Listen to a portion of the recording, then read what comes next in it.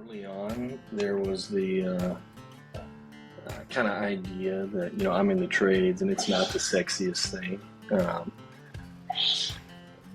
But with kind of like the evolution of tech and the emergence of AI, home services has got a lot more appealing. I mean, the robots aren't coming for my guys' jobs anytime soon. Constructing your life is about much more than just building a bank account. Each week, join mindset coach Austin Linney as he interviews guests who are constructing their dream lives and impacting the world around them on a daily basis. If you're an entrepreneur or wanting to start a business, or you just want to hear motivating stories of how others have overcome the odds, you are in the right place. And now for your host, Austin Linney. Guys, welcome to Construct Your Life. We finally got him. We finally got him on here. Hey, look, guys. This is the most attractive owner of a plumbing and foundation company you've ever seen in your life. He models on the side. Mr. Hayden Slack, how are you doing? That. I'm doing good. How are you doing?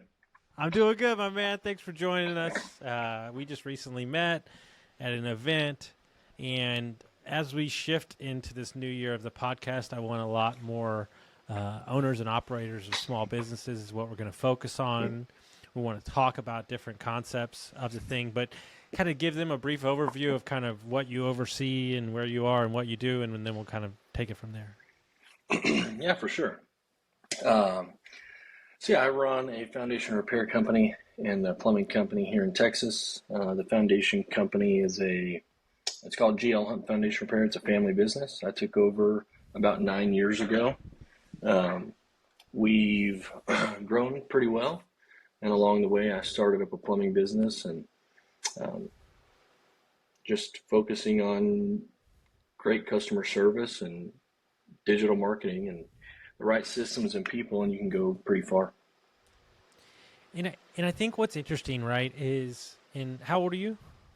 36. You're 36. When I was 20, in my 20s, even in my early 30s, I wanted all the things that had the sizzle.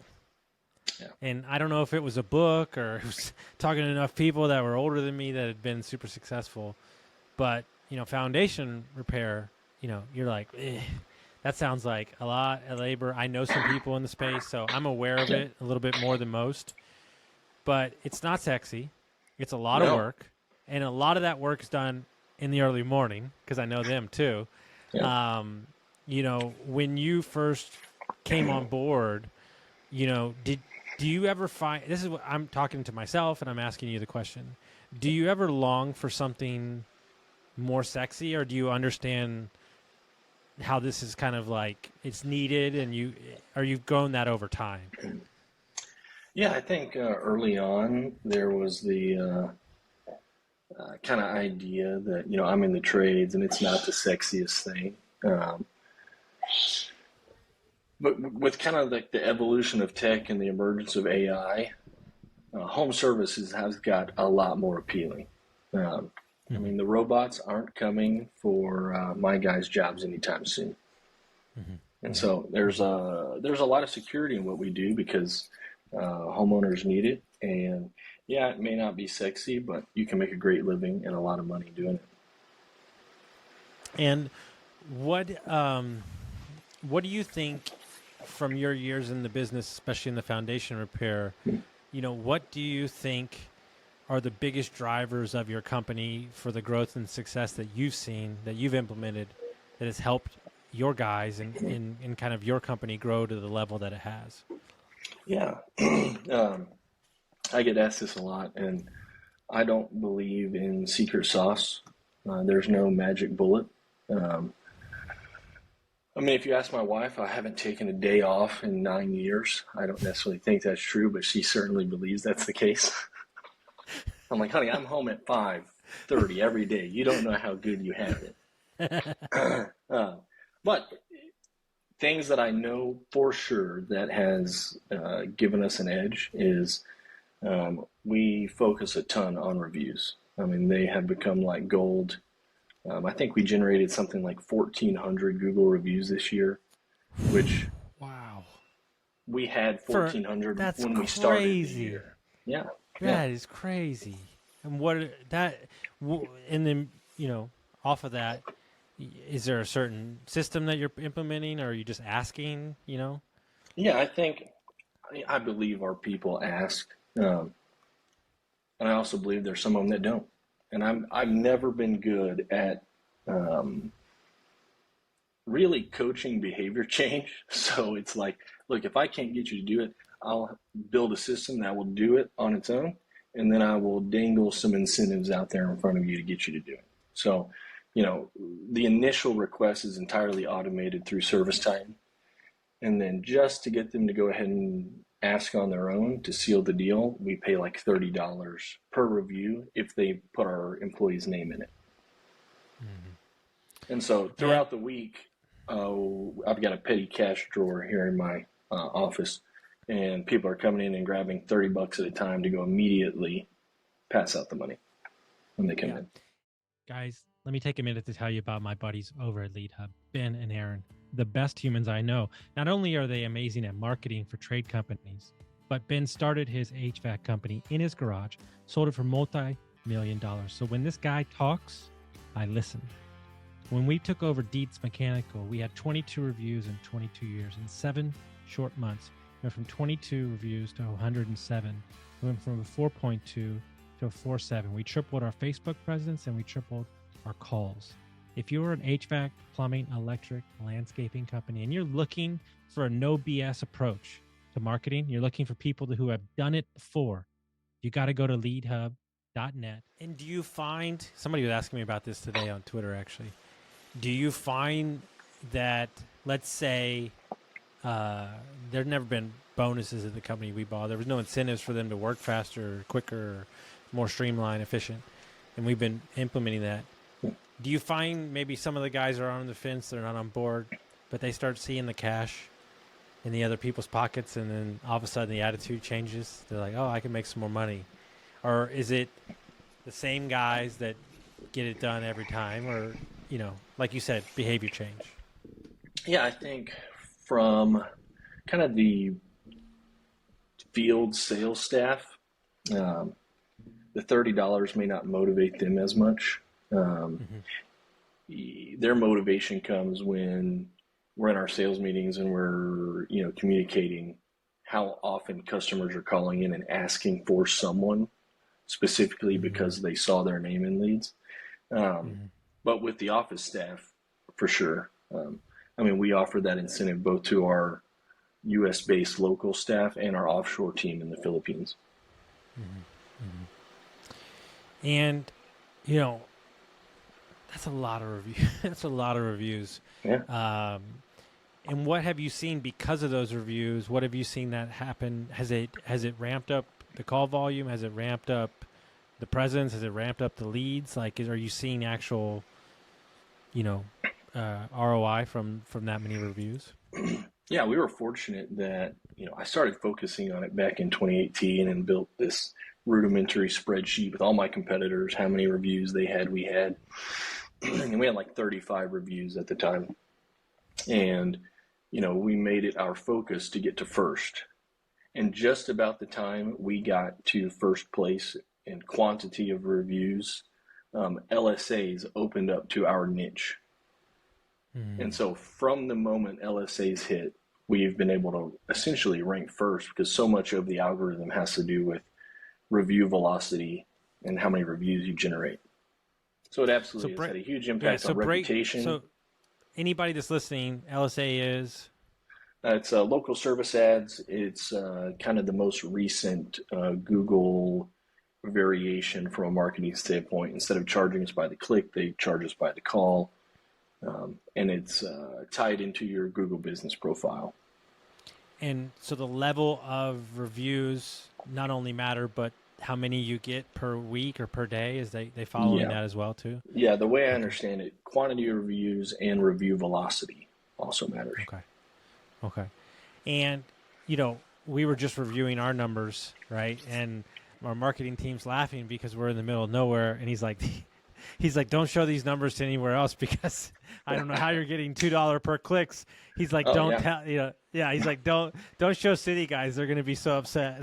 Yeah. But what they're teaching me, and I guess, for me, I'm a sales guy by trade, sales and marketing, but I'm a just, hand-to-hand combat guy. Yeah. But what they're teaching me to do is to study zip codes with price per job / where did the lead come from? Like, it really is, if you have the data, then you can make moves instead of just whatever you're doing, right? Which I think a lot of business owners do, is they're just kind of out there, shotgun approach. And with the amount of information that ServiceTitan has, Google, I think you can get a lot more technical with your focus. As they would say, you could shoot the pistol first, then the grenade, not the grenade, then the pistol, right? Yeah. Is the kind of the analogy.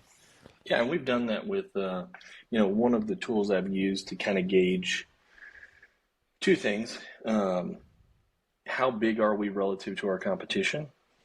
And where is the work at? Is I've subscribed to a database. They aggregate permit data at the city level all across our service areas.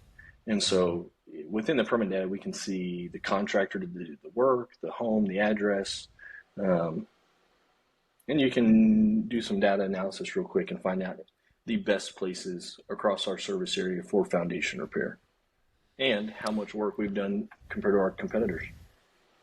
And do you, because I know I've spent a little time with you, and I would say if I had to guess, you're a little bit competitive, probably a lot competitive. Yeah. But do you? I mean, obviously, you want to win because it's your team. You're supporting your team. Yeah. Do you use kind of your competitors and kind of their presence? Do you find it nice for something to chase after instead of just being out there like? Because the foundation business, like there's small guys, and maybe I'm off speaking, and there's big guys, right? I don't know, maybe I'm wrong. Is there a lot of middle guys, or is it like there's some monsters, and then there's like kind of the one-man crews? Yeah, I mean, it still is incredibly fragmented. Private equity has been late to the game. I mean, they've gone after the traditional trades heavily and are just now starting to focus on foundation repair. There are big guys, but they are not big, comparatively speaking, to, the Hoffman brothers. There's not a foundation contractor in the nation who's a single market $100 million company. Okay. But yeah, so there's some market leaders, no man's land, and then a army of chucks in a truck. Mm-hmm. And so it's kind of a no-brainer, right? So, kind of move for you was to get into plumbing. Did you start from scratch? Did you buy an existing company? How did you do that? Yeah, so half on accident.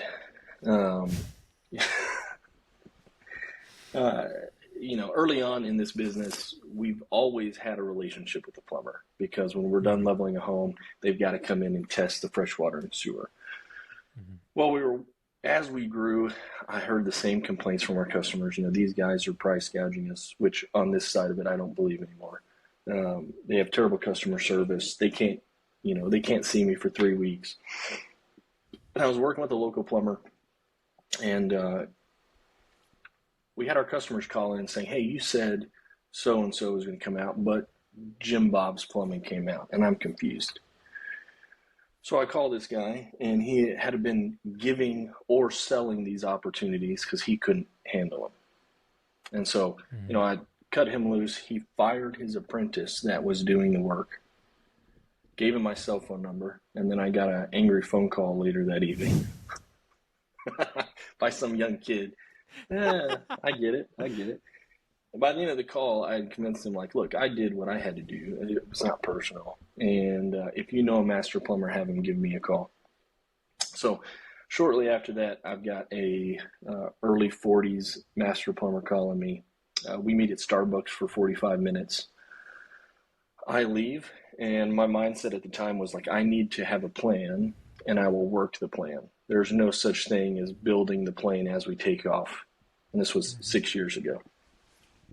Well, he called me 2 weeks later, the Monday after Thanksgiving. He goes, "Hey, I quit my job. When are we starting?" Well, I'm 30 at the time. He's early 40s with sole custody of 3 sons under the age of 5. And I don't know if it's enabling or codependency, but I was like, tomorrow, we are going to start tomorrow. And just winged it. And that first month, we sold like 40 grand off like 3 jobs because they're very large tickets. And after that, it was off to the races. You know what? I already knew that about you. I hadn't heard that story, but I knew who you were as a person, just spending some time with you. A lot of times I'm more accountable to others than I am myself. Yeah. Right. Yeah. And, obviously you want to have a plan, but you said, oh God, this guy needs to feed his family. Yeah. We're going to figure it out. And then, so what did you do the second month? Do you remember what you did the second month?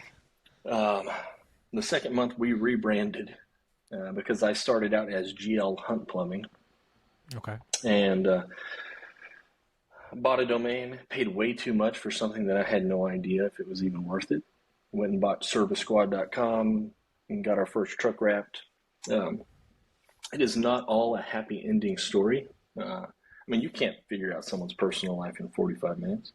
And so within 6 months, he's gone on to the next master plumber. But yeah, for those first 3 or 4 years, I was still primarily focused on the foundation repair company. And so the plumbing company was kind of a self-sustaining machine. It didn't take, you didn't have to do any marketing, and we were going to get the next opportunity. And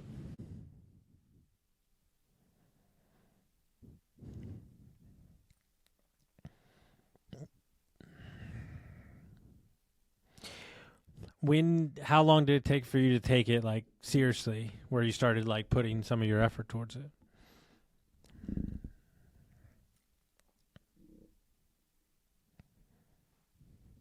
Yep.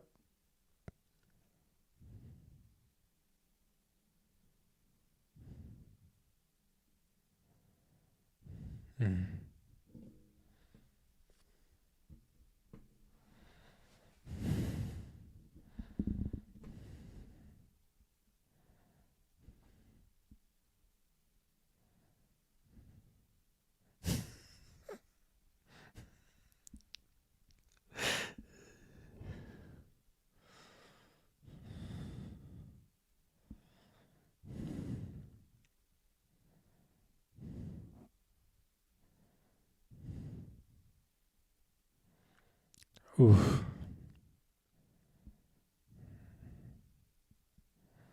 Oof. Yeah.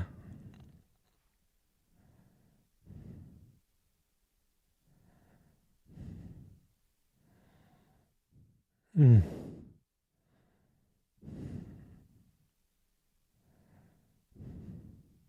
Mm-hmm. Mm-hmm.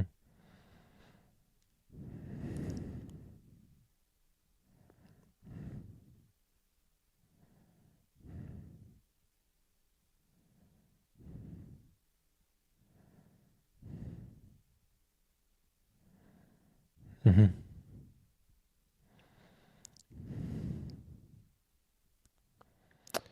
How big is the plumbing? How many employees for the plumbing company now?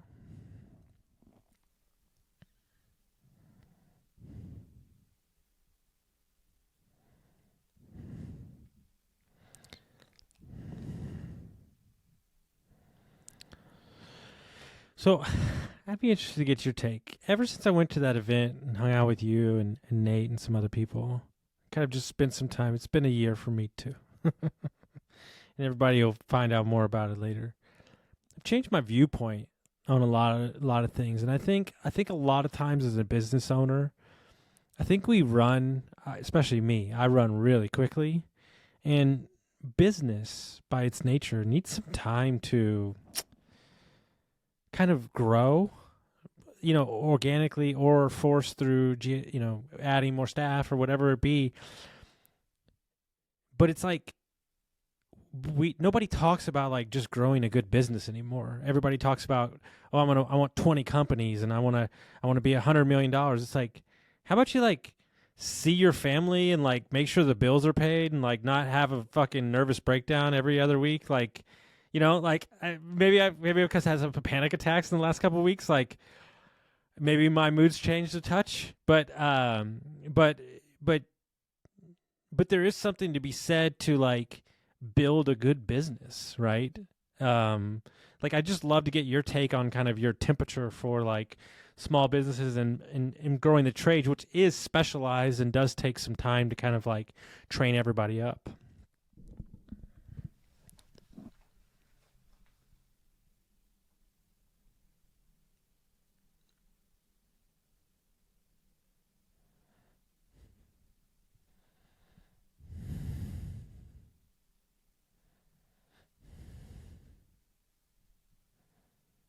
Mm.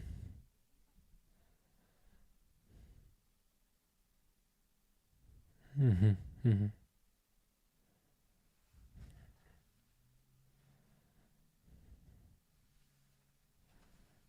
Mm-hmm.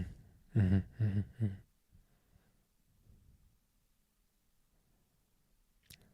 Yeah. Mm-hmm. Mm-hmm. Yeah.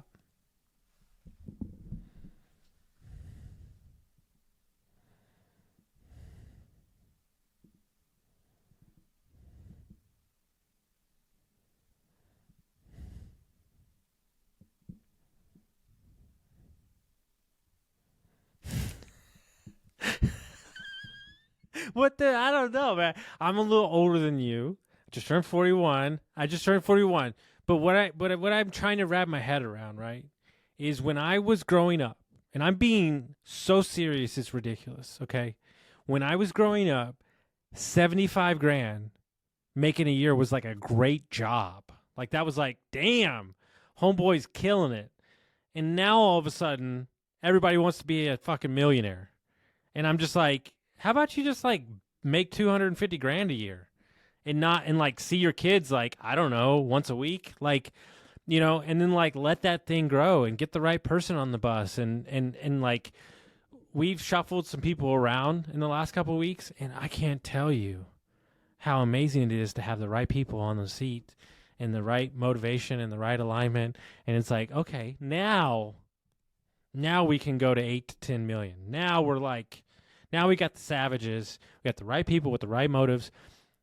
And before that, and I noticed the pattern in my life, sheer force was my momentum. But what I realized, when your staff gets above 40, you only got so much force.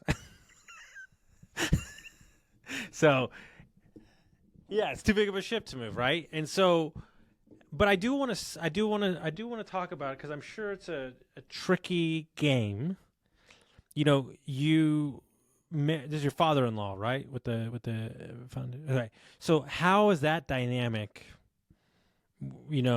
Being the brought-in son, and having to earn your stripes, and that, which I'm sure is a rough and tumble group of people.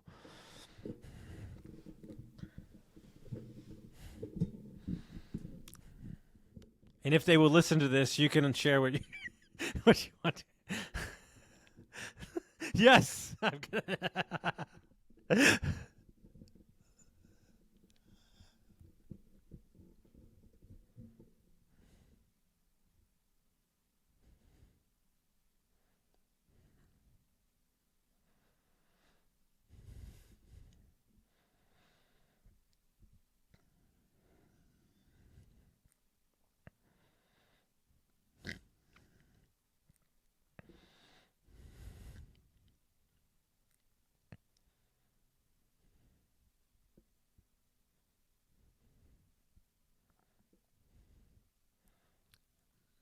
And that was it. That's what he said. He said, as long as I'm getting paid, you're good.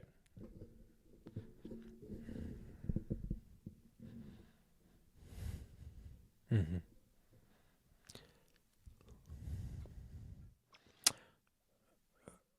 who does that make you become? Who does that make you become, though, as a person? Meaning you. What has it done to you?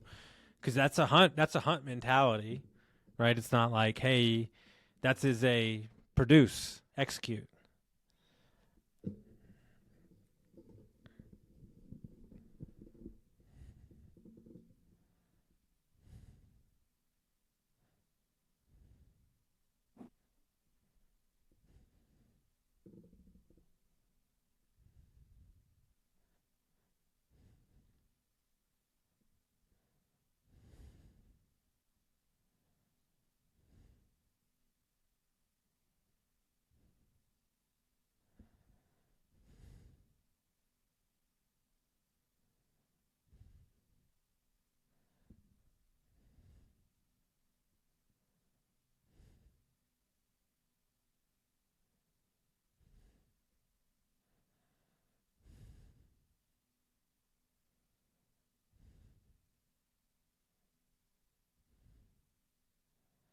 Mm-hmm.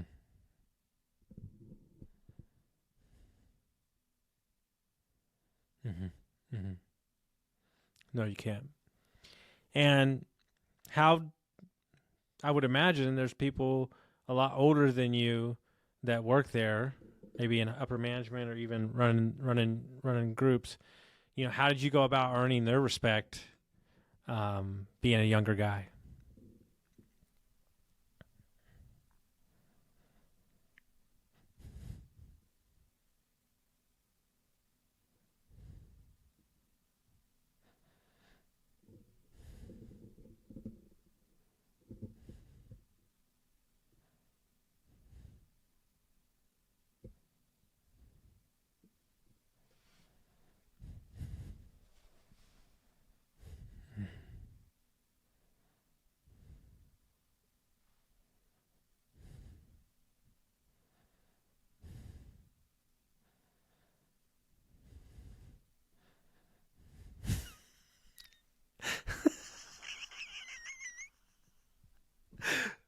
I mean, dude, I don't know if I told you this story. So, you know, here I am, just trying to figure out how to do change management, and never been to Pennsylvania a day in my life. And I come out here, and one of the older techs, like runs the commercial side, was like, why don't you come out to my house, sit on my porch?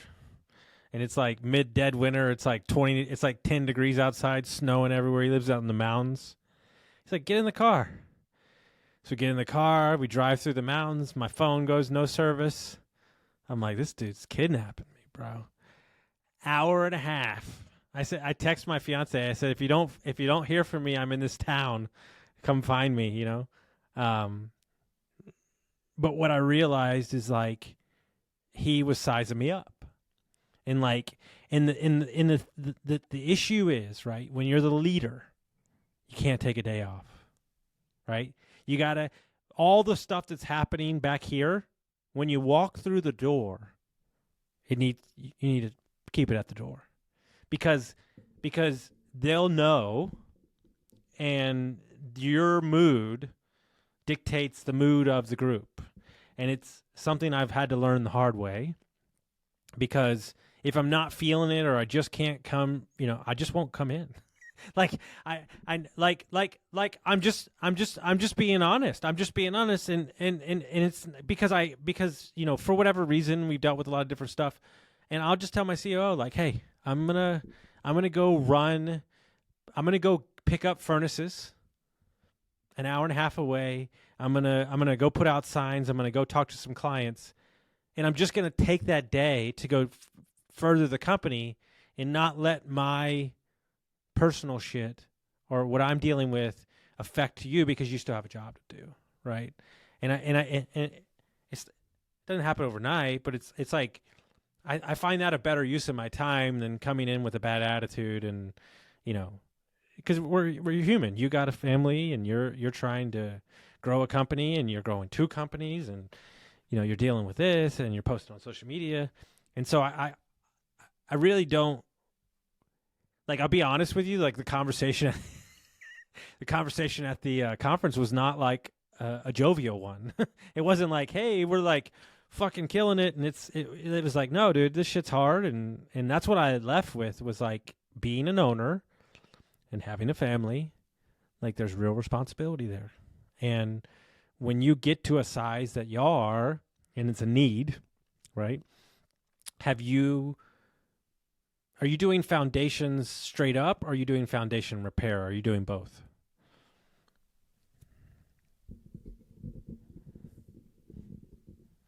Okay.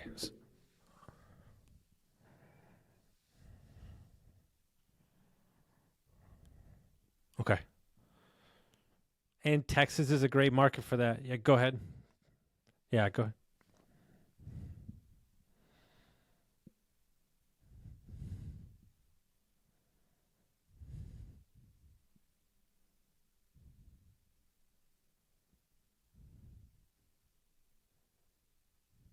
Mm-hmm. Mm-hmm.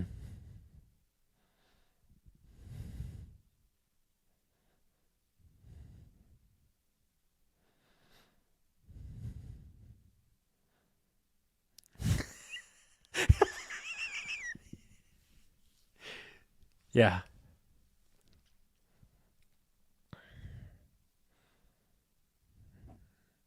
Yes.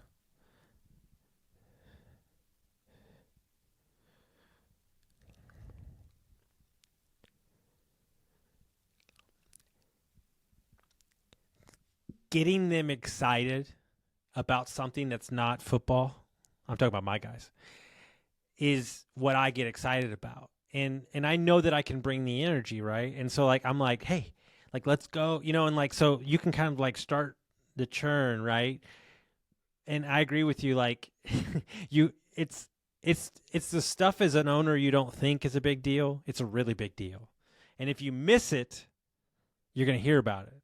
And it's not the stuff that you think. It's really not the stuff that you think. It's like, okay, like that is what you would think would matter. But I could see how celebrating for you and kind of because you're pushing forward, that stopping and kind of I could see how that could be, it could be interesting for you to kind of like rip it together. Yeah. And how do you just understand that it's for them, right? And it's like I need to like give it to them. Mm-hmm. Mm-hmm. Mm-hmm. And in the years of starting the plumbing company and growing this, what is your advice to anybody out there that's looking, they're in a job or they're thinking about buying a company or they're thinking about buying number two? What's your advice to them?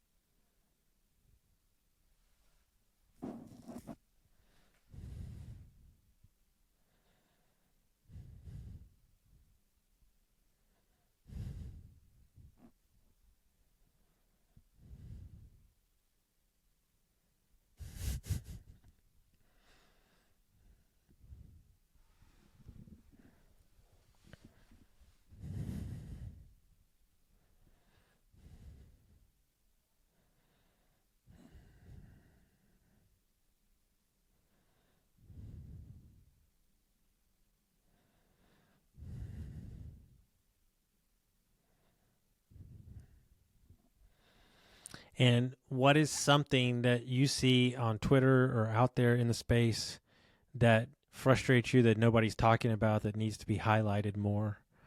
Well,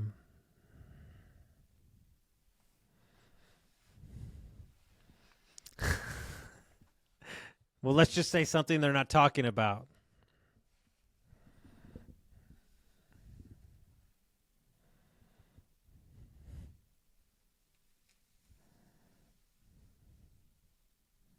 Mm-hmm.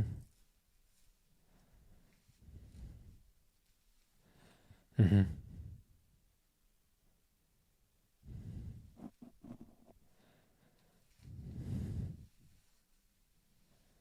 Hmm.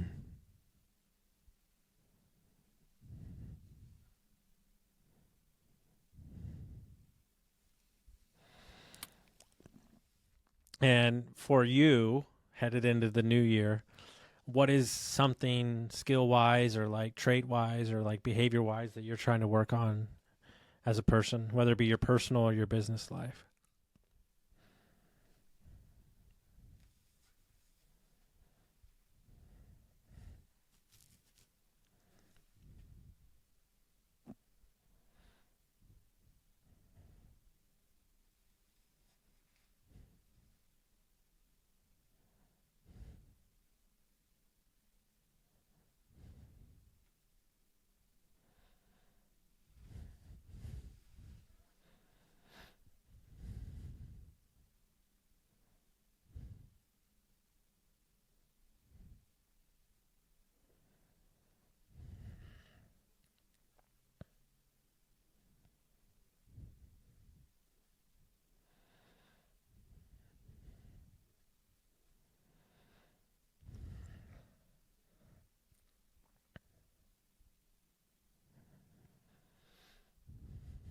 I agree. I completely agree. If people want to track you down, they want to follow your journey, how would they do that?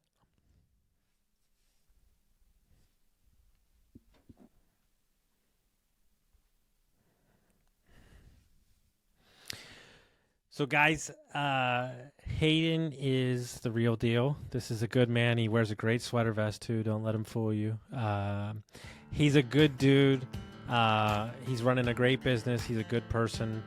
These are the type of conversations, the real conversations we're going to bring to you this year about real operators running real businesses. I'm so excited that he came on. Reach out to him on Twitter, follow his journey, send it to a friend, share it with somebody that'll get some value from it, and we'll see you next time.